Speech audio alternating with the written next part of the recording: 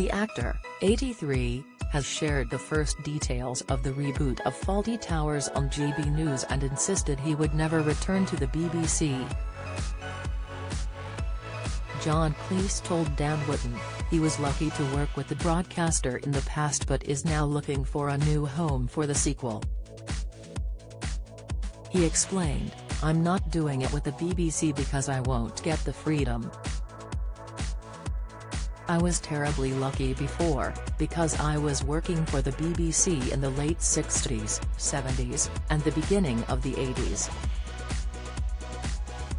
That was the best time because the BBC was run by people with real personalities who loved the medium and who were operating out of confidence, which was okay because there wasn't so much competition."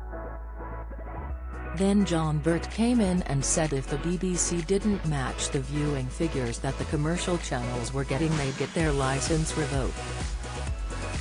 So then they started going for the biggest audiences and tended to go for the lowest common denominator while always denying they were doing that. John continued, "If you look at a paper now from 1985 and look at the TV shows available that evening and compare what they are now, basically in Britain we've gone from what was a middle-class culture with all its failings to a tabloid culture, and that is why there is so much of this screaming at people." Many comedy fans were thrilled to hear Fawlty Towers would be returning, and John was happy to share how the sequel idea came about. He revealed, "My daughter and I have been writing together for 16 years, which people don't know. She met a guy and they chatted briefly and we were all in Las Vegas together because I was doing a show with her and we had dinner and we suddenly realized that if we do a sequel, first of all it's interesting. Secondly, it doesn't rely upon Manuel, dear Andy Sachs who's not with us anymore, and Bruce Gales who has difficulty remembering stuff, and certainly almost everyone else is dead." John went on to tease details of what the new episodes may look like.